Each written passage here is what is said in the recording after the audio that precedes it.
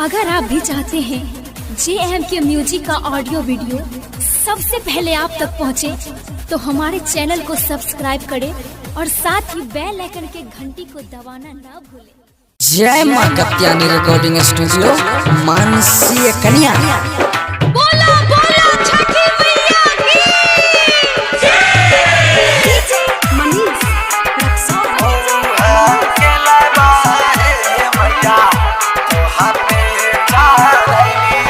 पटन बजरिया से मैया नरियर मांगलिया,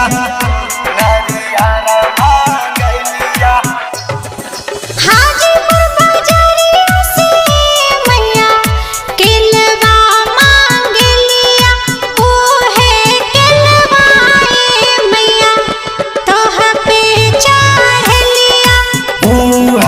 केलबा हे मैया तोहा पे चढ़लिया। बोला बोला छठी मैया की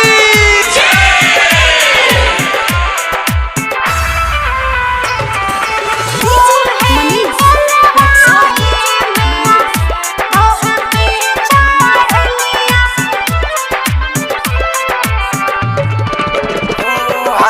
केलबा हे मैया तोहा पे चढ़लिया।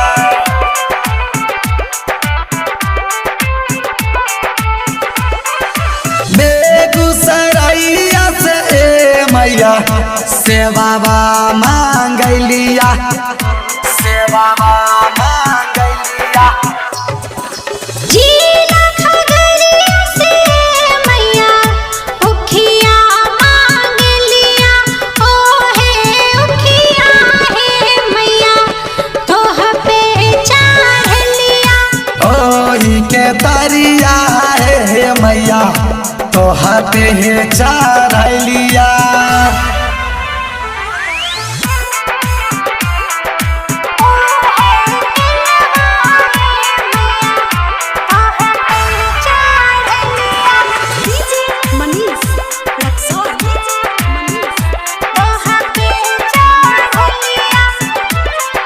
बोला बोला छठी मैया की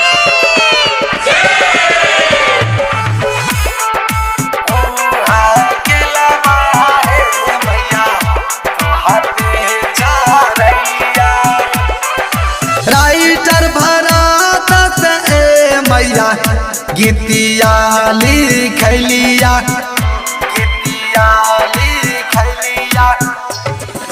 राइटर भरत से मैया गीतिया लिखलिया, गोल्डिया बबजन से मैया भजन गावलिया। बाबा जाना गोलाडी से मैया भजना गावलिया। जय माँ कत्यानी रिकॉर्डिंग स्टूडियो मानसी कन्या।